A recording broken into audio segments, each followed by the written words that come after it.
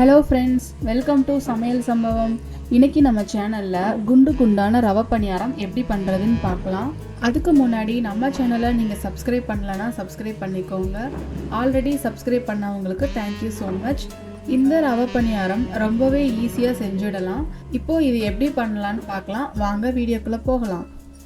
இப்போது இந்த பணியாரம் செய்கிறதுக்கு தேவையான பொருட்கள் என்னென்னு பார்த்துடலாம். 800 கிராம் ரவை, இது நீங்கள் வறுக்கணும் தேவையில்லை. 450 கிராம் மைதா மாவு, 800 கிராம் ஜீனி, 1/4 டேபிள் ஸ்பூன் அளவுக்கு பேக்கிங் சோடா,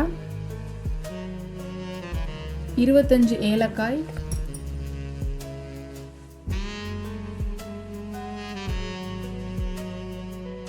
அரை மணி நேரம் இந்த ரவையை நம்ம ஊற வச்சிடலாம்.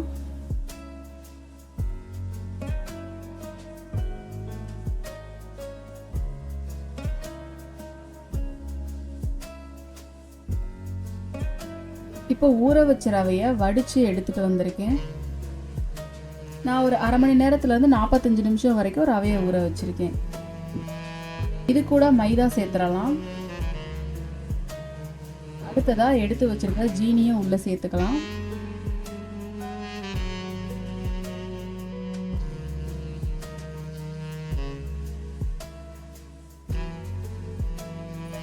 அடுத்ததாக பேக்கிங் சோடா ஆட் பண்ணிக்கிறேன். ஏலக்காயை தட்டி வச்சு உள்ளே சேர்த்துருக்கேன். நீங்கள் பொடி பண்ணி கூட சேர்த்துக்கலாம். இது எல்லாத்தையும் நல்லா மிக்ஸ் பண்ணிக்கலாம். தண்ணி வேணும்னா மட்டும் சேர்த்துக்கோங்க. இதில் இருக்கிற ஜீனியே சரியாக இருக்கும்.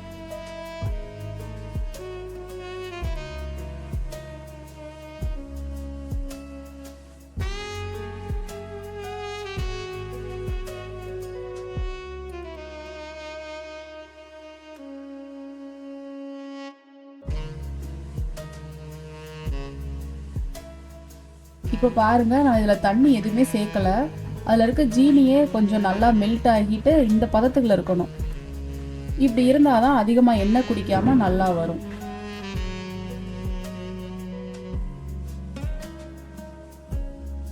இப்போ நம்ம இந்த ரவை பணியாரம் செய்ய ஆரம்பிச்சிடலாம்.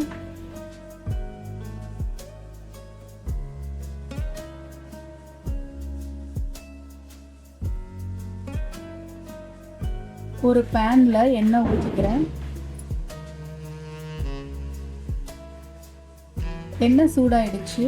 ஒரு குழிக்கரண்டி எடுத்துட்டு அதில் கொஞ்சமாக மாவு போட்டுக்கோங்க.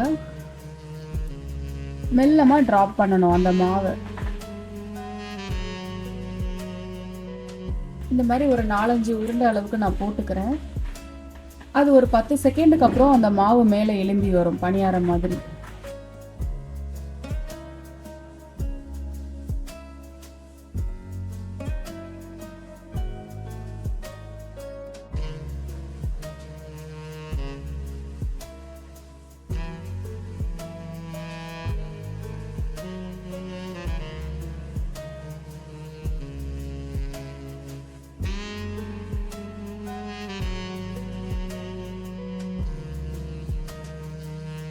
இப்போ பாருங்க, எல்லாமே நல்லா உப்பி வந்திருக்கு.